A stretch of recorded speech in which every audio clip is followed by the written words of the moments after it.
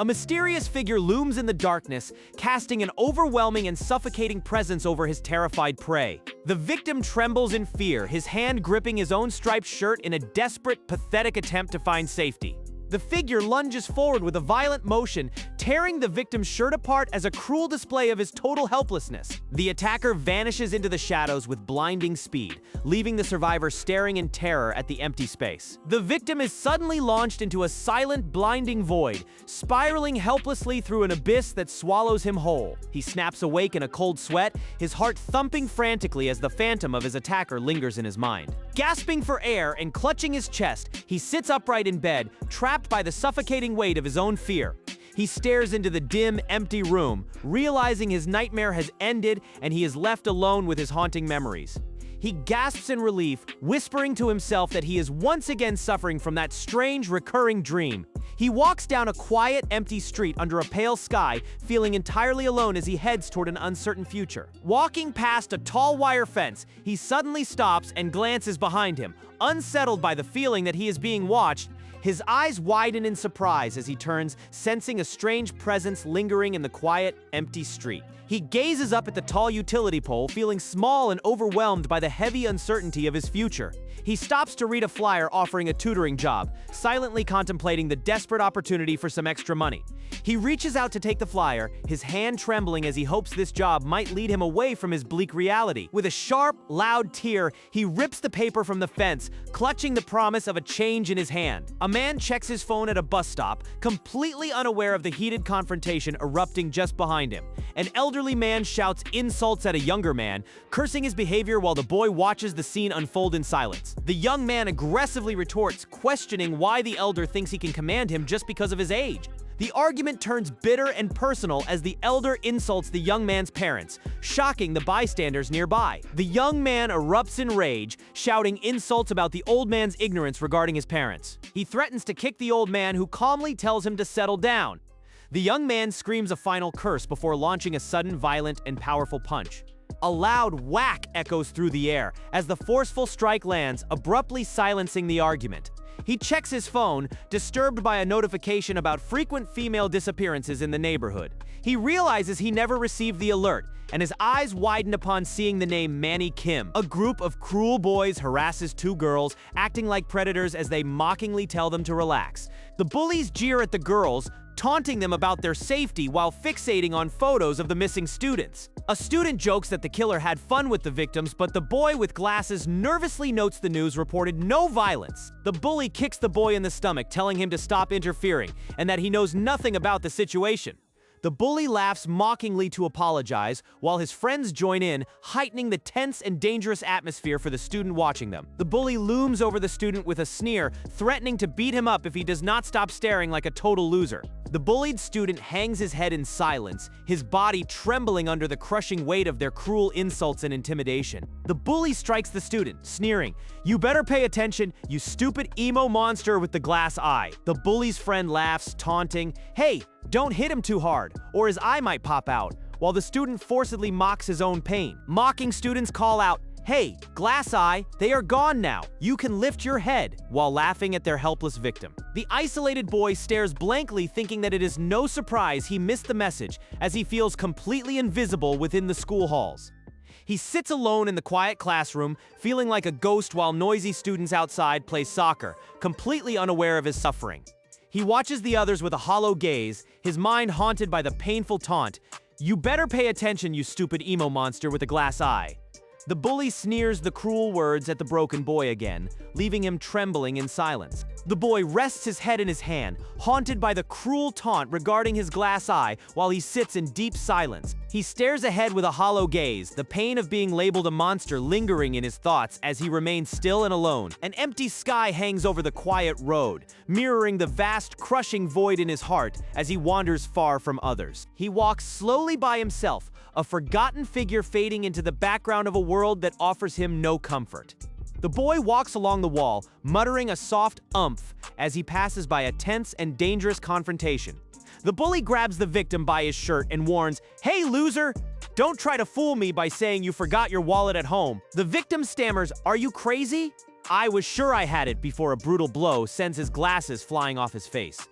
When the bully demands to know who will pay, the victim stares coldly and warns, "Hey, please don't speak in the plural." The bully towers over him and mocks, "Hey, idiot, do you think I'm joking? Get up." While the victim cowers in fear, the victim desperately pleads, Sorry, I'm going home to get," as the bully looms over him and commands again, "Get up." The bully sneers at the victim, delivering a violent strike that abruptly ends the cruel confrontation. After the victim is beaten, the boy continues his walk, clutching his small notebook as the heavy atmosphere of terror remains. He pauses, gripping his notebook tightly as a dark shadow falls across his face, obscuring his true emotions. He wears a hollow, forced grin, signaling that something is deeply wrong beneath his quiet appearance.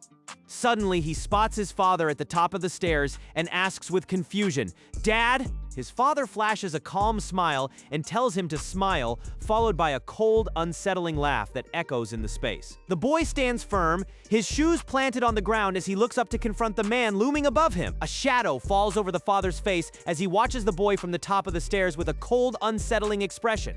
The boy stares upward, his dark eyes fixed on his father in a heavy, tense standoff. The boy glares with intense hatred and whispers the sharp words, "You disgust me," directly at the man. The boy walks through the school hallways, reflecting on how his environment feels just like a dangerous, unforgiving jungle. Manny Kim, the lion at the top of the school's social food chain, casts an intimidating shadow as he walks by. The boy feels completely insignificant to Manny, who is the strongest student and never even acknowledges his existence. Pan Han, a predatory wolf-like figure, constantly circles the king of the school, watching him with hungry, calculated intent. The boy watches Bo Park with intense dread, sensing that this man could turn and devour him at any moment. Standing before the trash bins, the boy confronts the man near the white bag, demanding to know if he was responsible. The man with glasses looks shocked and confused, causing the boy to stare back in disbelief and stammer, What? The boy realizes Bo Park is the school's hyena, a dangerous predator who serves as a constant threat to his fragile life. The boy watches in horror as Bo gestures at him, realizing the pathetic coward takes his repressed anger out on those weaker than him. Suspicions grow as the boy realizes something is wrong, noting that the man constantly avoids gym class by claiming he is sick. The boy stares into the shadows, accepting his grim reality as a weak herbivore at the bottom of this jungle's food chain. He turns and walks into the distance, feeling like a small prey animal struggling to survive in a world of hidden predators. Reaching the school gates, he's steeling himself to face the harsh reality of another day. Suddenly, a brutal strike hits the boy, and he grunts in pain as the ambush begins without warning. The bully grabs him and screams, "Did you take my wallet, you ugly, glass-eyed monster?" while shoving him against the wall. The boy coughs and tries to protest, but the bully cuts him off, snarling, "I know it was you, jerk." The boy slams onto the ground, stunned and desperate as the bully lands another violent blow. The bully strikes him again, screaming, "Damn you, glass eye!" As the boy reels from the brutal assault, pinned to the ground, the boy cries out in agony as the bully shouts, "Are you mocking me thinking I'm Manny's bitch?" The bully ignores the boy's wheezing pleas for mercy and continues his ruthless beating, screaming, "Die, you bastard!" The battered boy stares up with wide, terrified eyes as the bully lands another painful smack. Pinned against the cold fence, the boy reels in confusion as the bully delivers a final, crushing whack. A mysterious girl suddenly appears in the background, shouting, "Stop!" to intervene in the brutal assault. Dizzy and bleeding, the boy gasps, "What the hell are you doing? Who are you?" The boy slowly opens his eyes, staring blankly into the distance as he drifts back into consciousness. Groaning in agony, he sits up in his hospital bed, frantically whispering, "Where am I?" A man enters the room and greets the confused boy, saying, "Wow, that was a close one," while asking what happened. The boy stares in shock as the man reveals, "Your artificial heart valve stopped working. You almost died for real." The boy sits in his hospital bed, his face bruised and eyes wide with lingering terror as he processes his brush with death. A man watches over the boy with a grim expression, reflecting on the severe physical toll of the brutal beating. Traumatized and silent, Jin stares blankly into the room, his expression reflecting deep physical and mental pain. The girl smiles at Jin, insisting he owes her something in return for saving his life. Jin looks at the girl in disbelief while a man interrupts to take a phone call. The man answers his phone while the girl leans in to whisper that she hid the truth about what happened. The man says, "Hello?" while Jin and the girl wait in awkward silence. The man tells Jin, "Sure, okay." As he hangs up the phone, The man informs Jin that his father is on his way, leaving the boy looking completely devastated. Jin stares blankly in shock, whispering, "Who said that?" is coming, as he struggles to process the news. The man looms over Jin, stating, "Your father, he is almost here," leaving the boy shattered by dread. Terrified, Jin glares at the girl and weakly commands her to get out of the room. Jin-san clenches his teeth, his face twisted in agony as he desperately tries to hide the overwhelming fear consuming him. Jin-seon lunges up in his hospital bed, eyes wild with terror as he screams at the girl to get out immediately. The girl stares back in stunned silence while the man, disturbed by Jin-seon's violent outburst, asks what is wrong with him. Trembling, Jin-seon asks the man to leave, causing the insulted girl to huff and turn away in frustration. The girl pauses and looks back in confusion while the man glares at Jin-seon and demands to know what his problem is. Jin-seon slams his hand down in a panic, forcing the man to witness his sudden, violent, emotional breakdown. The man looms over the bed, demanding to know what is wrong, but the trembling boy only whispers, "Can you tell my father not to come?" The man asks why Jin-seon would not want his father there, while the boy stares back in silent, hidden fear. The traumatized boy gazes into the distance with a haunted expression, his voice trembling as he whispers the single, terrified word, "Dad?" On a peaceful street, a kind man helps an elderly woman carry her heavy bag, smiling as she thanks him for his help. The older man greets the grandmother's grandson, Jaewon, who arrives and sharply asks his grandmother why she is taking so long. Jaewon aggressively confronts the stranger, shouting, "Who the hell are you? What did you do to my grandma?" despite her attempts to calm him. The man calmly apologizes and explains that he was only trying to help the grandmother carry her heavy bag. Jaewon ignores his grandmother and snaps at the man to get lost, clearly hostile and protective of her. The man stands by, visibly confused and taken aback by the young boy's sudden, irrational aggression toward his helpful gesture. The boy's expression shifts into one of deep terror as his past trauma triggers a violent and defensive reaction.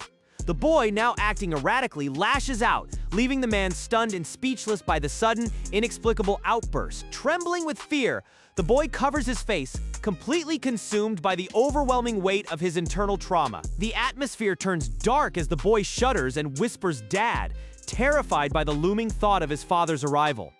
A faint, unsettling smile curves across his lips as his fragile sanity finally shatters into a mask of pure, hollow fear. With a chilling, hollow smile, Jin stares down at the girl, his eyes cold as he hisses, "Disgusting hypocrite," to break her spirit. The teacher announces that Jin's father is today's special guest, instantly filling the classroom with an atmosphere of cold dread. She tells the students to listen carefully as he presents the day's lesson on the meaning of happiness. Jin's father waves sheepishly at the front of the room, while a traumatized Jin stares ahead with dark, hollow eyes. Classmates whisper about Jin's father being the CEO of G Company, wondering why such a respectable man has a son like Jin. Nearby students sneer, remarking that his father has no luck with his son while Jin remains motionless in a state of deep trauma. Dong-soo Seon introduces himself with a polite smile, met by the hesitant, awkward clapping of students sensing the heavy tension. He methodically writes happiness on the blackboard with his chalk, completely ignoring the broken boy watching him from his desk. After finishing, he asks the class what they think happiness is, prompting a girl to shout that it means making lots of money. Students chime in with shallow answers, suggesting that getting into a good university or becoming famous is the key to happiness. Jin sits in painful, hollow silence while his father maintains a terrifyingly graceful smile that masks his cold, calculating nature. Dong-soo admits these things bring happiness, but warns that there is always a heavy price to pay, leaving the confused students whispering in the unsettling air. Chuckling, he explains that chasing happiness might cost them everything, as he highlights the sacrifices required for wealth and the desperate search for respect. Dong-soo addresses the class with a cold smile, stating, "The world is much fairer than you think, so if you take something," he continues his chilling lesson with a calm demeanor, declaring, "You will always end up losing something else." The classroom falls into a heavy, suffocating silence as he claims, "But there are forms of happiness for which you will not lose anything." A student asks which ones, but a terrified Jin can only think, "No, as his father prepares to reveal a cruel answer. The title card Bastard appears over a dark, textured background, signaling the horror and manipulation awaiting the innocent. Dong-so offers a chilling, hollow smile, mentioning kindness, loyalty, and love, masking the predatory nature of a man who views connections as mere currency. Dong-so feigns gratitude for his son's safety, spinning lies while dismissively noting that a transfer student saved Jin and already left. A tense exchange unfolds as Dong-su laughs off the praise, his polite mask barely hiding the lethal power he wields over his broken son. Dong-su prepares to leave, but his companion tells him to comfort the visibly traumatized and shaken Jin. Jin's father answers with chilling, hollow calmness, acknowledging the command with a simple "certainly." Dong-su stands in the doorway, tapping the frame while staring down at his terrified bedridden son with a predatory gaze. As slow, heavy footsteps approach the bed, a paralyzed Jin can only stare in silent horror at the monster looming over him. Dong-su looms over his bedridden son, his heavy presence turning the room into a suffocating trap of paralyzing terror. Dong-su cruelly rips the tutor wanted flyer off the wall, physically erasing Jin's only hope for a path out of this nightmare. He holds the crumpled paper before Jin's haunted eyes, mockingly asking if he is curious about the tutor he tried to find. The bare wall mirrors Jin's hopelessness as he lies shivering, smothered by the cold shadow of his father. A woman watches in silence as Jin lies broken and terrified, while his father's dark presence dominates the suffocating room. The woman gasps in shock, her eyes wide with fear as she witnesses the cold, calculated cruelty radiating from the father. A bright flash of light signals the violent conclusion of the struggle, marking the moment Jin's last hope for freedom is cruelly extinguished.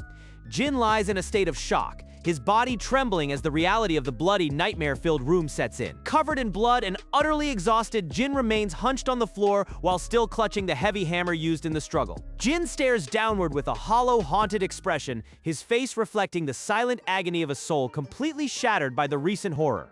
He lets out a weary, shaky breath, his eyes heavy with defeat as he finally succumbs to the crushing weight of his suffocating reality.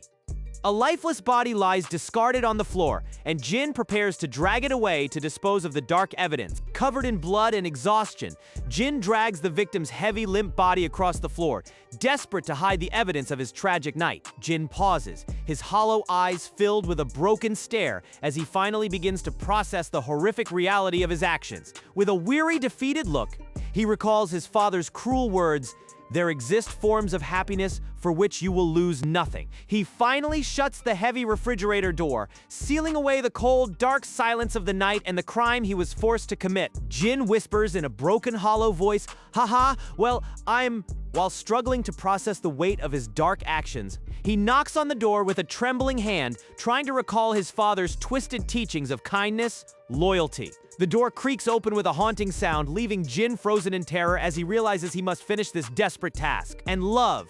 He finishes with a vacant stare, sealing away the cold silence of the victim he was forced to destroy. A terrifying man with a manic grin looms in the doorway, cruelly asking Jin, "Did you take care of everything?" Jin trembles in silence with hollow eyes, while a woman's voice whispers from the shadows, "Sir, where are you headed?" Stammering in pure fear, Jin barely manages to choke out a broken "Well!" as the grinning man leans in to mock him. The man's smile widens as he taunts, "Oh really?" mockingly adding, to the Philippines for a business meeting in his predatory tone. The terrifying man looms over Jin, pointing toward the heavy storage door and coldly ordering him to put him inside. The dark, cluttered corner reveals the gruesome tools used in the tragedy, highlighting the harsh reality of Jin's violent night. Jin desperately drags the body into the cramped storage space, desperate to hide the evidence of his horrific crime. After slamming the door shut with a loud thud, Jin stands in silence as his father commands him to clean everything up.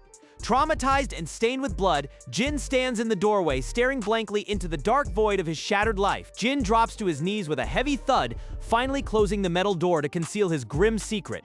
His mind races with disbelief as he struggles to comprehend his father's impossible presence in his home. Dong-su looms over him, holding the destroyed tutor flyer and coldly asking, "But, was it you?" With trembling hands, Jin stares at the ground, silently acknowledging the haunting truth about his father. Jin stares into the darkness, paralyzed by the realization that his own father is a cold-blooded murderer. The father looms in the shadows, holding a torn tutor flyer and whispering, "But, was it you?" to his trembling son. Jin Seon lies motionless on the floor, crushed by fear as his father's suffocating presence and cold accusation shatter his spirit. The silence is heavy as the name Jin Seon echoes like a haunting curse, sealing the boy's fate in the darkness. The father leaves with a fake smile, instructing the boy to study, while the young Jin Seon remains obediently by his tutor's side. The father adjusts his tie with a sickening smirk, his departure from room 1510 marked by the sharp, echoing beep of the door. The son drags his heavy suitcase down the sterile hotel hallway, his small frame dwarfed by the massive, oppressive elevators. He walks past a row of identical doors, his weary eyes fixed ahead as he approaches another chapter of his controlled life. Reaching room 1511, he punches in the code with a trembling finger, the loud beeps piercing the silence as he prepares to enter. The boy stands before the cold metal door of room warp 1511, his back turned as he prepares to enter his lonely new prison. He turns his head slightly, his weary eyes revealing the deep, haunting shadows of a boy broken by his father's dark legacy. The terrifying realization hits him. His father is a monster, and he is a killer. Truly an assassin. The heavy metal door of room 1511 slams shut with a final clang, sealing Jin Seon inside his new prison. The title card Bastard emerges from the darkness, signaling the start of a grim story by Young Chan Hwang and Karnby Kim. Lying alone in a sterile hospital bed, the boy whispers, "My oldest memory is of me in a hospital bed." Looking up with empty eyes, the boy realizes, "I don't remember anything before." A heavy silence fills the room as he remembers the truth. "When I woke up, I had already lost an eye." The boy lies in his hospital bed, struggling to breathe or move as he recalls the weight of his early trauma. He gazes blankly at the people around him, accepting the hollow reality that one of his eyes is made of glass. He reflects on his broken body, which requires an artificial heart and metal plates to keep his joints together. He bows his head in sorrow, acknowledging the lonely label that he is a so-called disabled child. A dark, ominous silhouette looms over the boy, casting a cold shadow that invokes memories of his haunting past. He numbly reflects on the cruel lie that his mother died when he was just a small child. Standing alone in the darkness, the boy holds his IV pole as the only anchor in his world of pain. A firm, cold hand forces his head down, trapping him in the suffocating silence of his father's absolute control. He remembers his father's fake smile, thinking, "And so for me, my father was as the only person he could trust." He once believed this man was the only family he had, blinded by a calculated mask of false kindness. He naively sought refuge under that touch, whispering, "And the only shelter, or so I thought," while ignoring the malice beneath. The brutal truth is revealed as his father callously drags a bloody corpse across the floor like discarded trash. The boy breaks into a cold sweat, his expression twisting in terror as he finally recognizes the monster before him. He realizes with chilling certainty that his father is not his protector but a predator hiding in plain sight. A bloodied figure emerges from the shadows, a haunting reminder of the violence defining Jin Seon's twisted reality. Jin Seon collapses in agony, sobbing as his father heartlessly taunts him to use his strength for further sins. Feeling trapped in a cycle of abuse, Jin Seon cries out, "Papa, why are you doing this?" The father stands silent and cold, his face stained with fresh blood as he looms over his terrified son. Jin Seon remembers a time when his father didn't speak, yet clearly conveyed the cruel message, "You useless little bastard." Broken and alone, Jin Seon cowers as the hateful words "useless little bastard" swirl around him like a suffocating fog. The terrified boy kneels beside a bloody corpse while his father stands over him like a cold shadow of death. Jin Seon stares blankly, his small face frozen in a mask of hollow terror and complete internal collapse. His father stares down with a blood-spattered face and coldly tells him, "If you aren't useful, you might as well be dead." Jin Seon breaks into a haunting smile, realizing that, paradoxically, the sheer horror has stopped him from vomiting. The sterile hospital building stands under a cloudy sky, acting as a cold cage for the boy's painful memories. The boy gulps nervously, his pale, sweating face showing the terror of his haunting reality. Jin Seon sits on his hospital bed whispering, "Of course not," as his father leans in with a chilling, knowing gaze. The father murmurs, "Just as I thought," while the sterile white window looms above them like a blank wall of lost hope. The father looms over his trembling son, asking with a fake smile if there's anyone special on his mind. The boy sits in hollow silence, staring at the floor with empty eyes and finally whispers a fearful no to his father. Ignoring the rejection, the father demands an honest answer, so the boy reluctantly names his classmate Manny Kim. A sharp, resounding smack echoes through the room as the father towers over his son, demanding he name a girl instead. The boy sits in frozen silence, his shadowed face hiding his terror under his father's suffocating and watchful presence. The boy stammers, I do not have one, as his father coldly brushes off the response to maintain his cruel control. The girl appears in his mind, offering a small, innocent wave that contrasts sharply with the darkness of his current reality. The father smiles cruelly, claiming he saw a cute girl, and his words strike terror into the boy's heart. The father stands in the hallway, his looming figure trapping the small girl in his suffocating presence. The man scratches his head with a deceptive, casual grin while the girl watches him in silent, mounting fear. The girl smiles gently and reaches out her hand, a final, fleeting vision of innocence amidst the encroaching shadows. The father cruelly crushes a crumpled paper in his hand, his sinister smile asserting his total control over the situation. The father looms over her, his shadow cast upon the wall as he whispers, "It wore the uniform of your school." The girl stares back in frozen horror, realizing she is trapped in the man's terrifying game. The girl stands small and helpless, as the cold man blocks her path, trapping her in the narrow hallway with his looming presence. He smiles warmly to mask his cruel intentions, while the girl laughs nervously, unaware that her polite gestures are sealing her tragic fate. Despite her desperate attempt to remain cordial, the man continues to corner her, his gentle facade barely hiding the predator ready to strike. The man crushes a piece of paper in his hand and whispers, "It wore," as he prepares to destroy the last remnant of her hope. The man looms over the boy, holding a crumpled piece of paper as he coldly whispers, "The uniform of your school." The terrified boy looks up in horror, trembling as he realizes the dangerous truth and whispers, "So is she your new one?" The man sighs dismissively, his cold eyes fixed on the boy as he cruelly adds, she looks like her." The boy stares in chilling disbelief at the wall as his father whispers, "Like your mother," pointing toward a haunting family portrait. The boy looks at the portrait of his mother and father, muttering in disbelief that they do not resemble each other at all. The father looms over the boy with a sinister grin, asking if the transfer student who saved him is truly a stranger.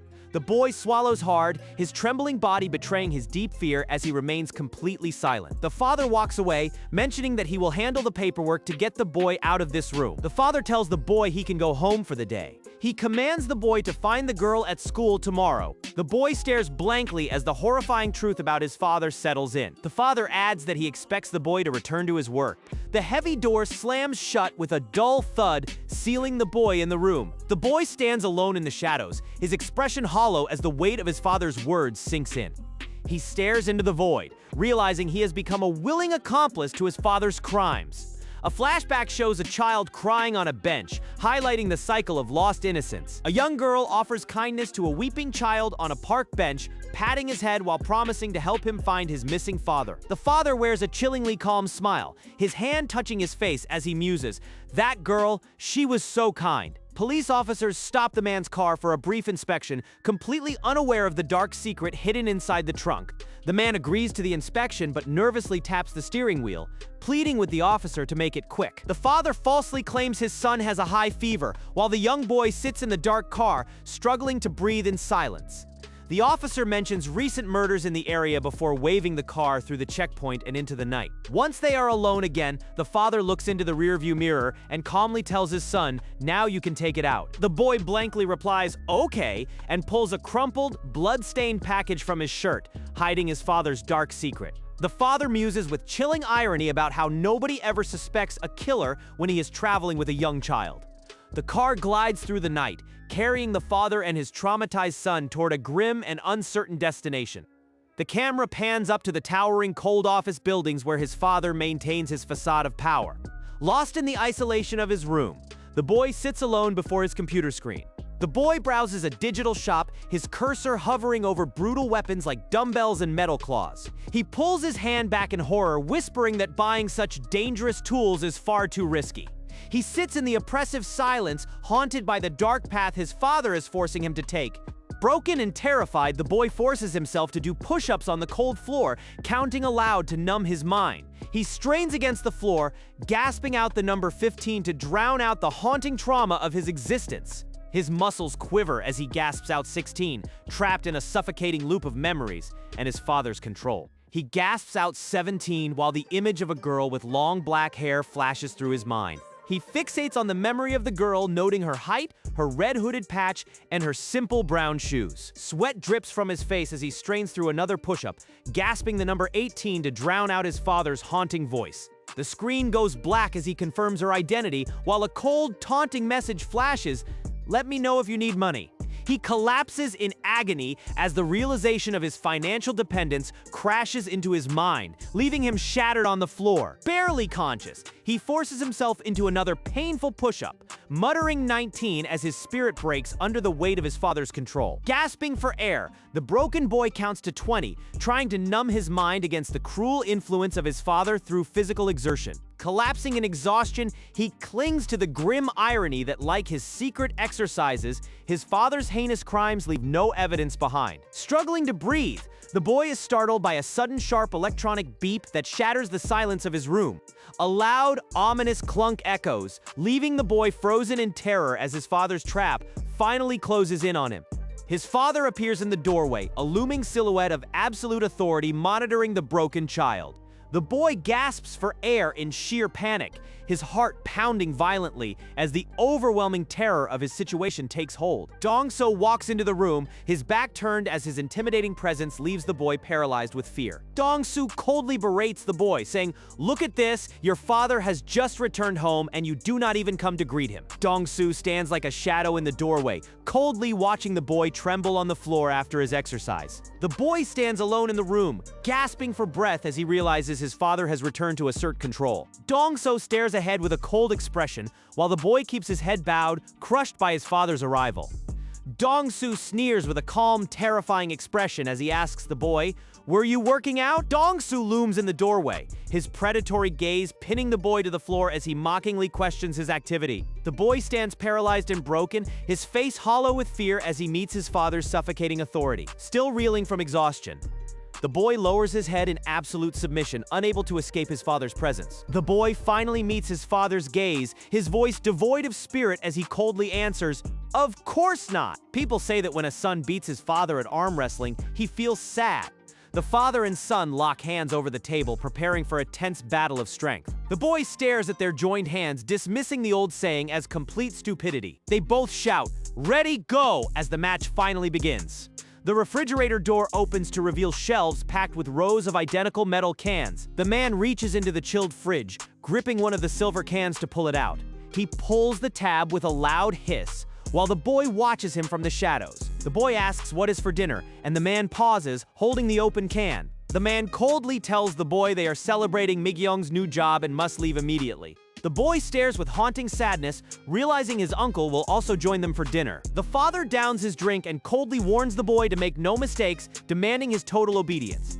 The boy stands in the shadows, quietly murmuring that he understands while feeling the crushing weight of his father's control. At the dinner table, a relative praises the brother for a 12% increase in third-quarter sales as everyone listens in tense silence. Uncle Dong-su dismisses the business talk and snaps at Migyeong to refill his glass, which she obediently does. As Migyeong pours, the uncle mockingly tells her that she looks like she is already 30 years old. The uncle laughs and remarks on how much Migyeong has grown, noting that he heard she was hired by a major company.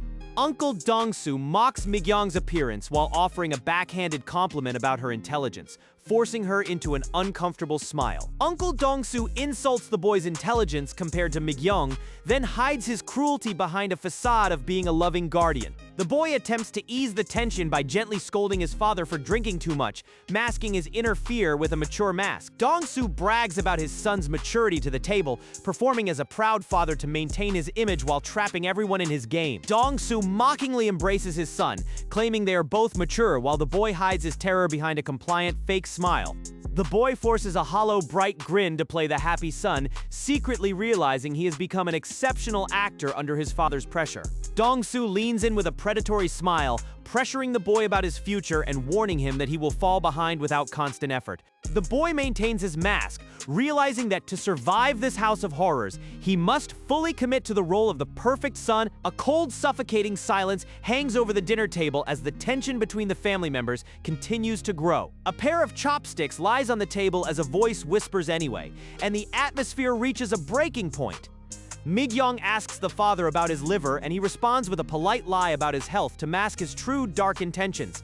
The father boasts about his youthful appearance, and Mi-young forcibly agrees with his vanity to keep the conversation moving. The father mockingly tells the boy that high school is his prime, while the boy sits in silence, hiding his crushing misery.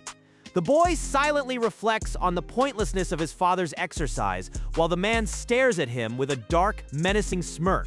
The father laughs off the boy's concerns, making him realize with dread that he is being toyed with. Dread fills the boy as he thinks, "I have a bad feeling," while the family sits in suffocating silence. The boy claims he lacks the strength, but his father insists that a young man should never refuse a challenge. The boy remains silent and uneasy as his father coldly orders Mi-young to clear the table. A voice warns the boy not to go easy on his father just because of their relationship. The boy wonders about the outcome, silently asking himself how things could have come to this. The boy and his father lock hands for the match as the father smugly announces, "Ready." Tension fills the room as the father counts, and then commands go to initiate the test.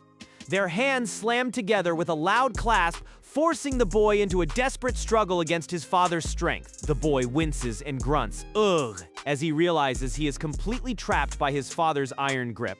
The father taunts his son with a smug grin, challenging him to arm wrestle while the boy nervously complies under the family's gaze. The father cruelly squeezes his son's hand, turning the game into a painful display of absolute dominance. Humiliated by his father's crushing grip, the boy thinks to himself that he desperately wants to win for once. As his father overpowers him, the boy burns with a desperate desire to become strong enough to finally defy him. The son looks up with a terrified gaze, silently vowing that he will one day take revenge on this vile murderer. The father stares down at his son with a chilling, smug smile, preparing to crush his spirit once again. Their hands lock in a trembling struggle, highlighting the boy's absolute powerlessness against his father's strength. The father's mocking smirk widens into an unsettling laugh, signaling his total victory as he lets out a cold "ah." Shock consumes the boy's face as the reality of his father's dominance leaves him wide-eyed and paralyzed by fear. The father sneers with malice, mocking his son with a sinister laugh while asking, "Wow, look at yourself." "Ah!" The father leans in with a twisted grin, his eyes full of dark triumph as he continues to crush his son's spirit. The boy stares ahead in absolute horror, his wide eye reflecting his father's malice as he silently thinks, "Uh-oh." The door slams shut with a crash, trapping the boy in a room filled with his father's suffocating, terrifying presence. The father mockingly asks if his son sees his own weakness while their relative cheers on the father's display of strength. The father cruelly laughs and tells Jin to start training, mocking him for being weak and leaving the boy in total shock. Jin stares in horror at his father, realizing with deep pain that the monster across from him never truly saw him as a son. The father looms in the doorway, casting a dark, imposing shadow over Jin, who stands alone in the suffocating silence. He has always kept a close eye on me, watching my every move like a trap closing in on my soul. He cannot even take a sip of his drink without locking eyes with me, mocking my existence while others cheer for him. The moment he realizes I have become a true threat, I know he will try to destroy me without hesitation. Trapped under my father's cruel gaze, I realize, with chilling certainty that he would kill me without even blinking. Manny stares out at the gray sky from the school building, trapped in a cold world where he must hide his pain. Manny mops the floor in silence, his fragile frame working hard to stay invisible to his cruel peers. He pauses with his mop as he spots two students in the hallway, fearing that someone might see through his broken mask. Manny watches from the doorway as two bullies smoke, realizing his life is a dangerous game played by those who love to hurt others. The boy walks down the hallway with his mop, his mind heavy with hidden fears under the school's cold, gray atmosphere. Hiding behind a wall, Manny watches the bullies with a piercing gaze, silently calling them bastards while remaining out of sight.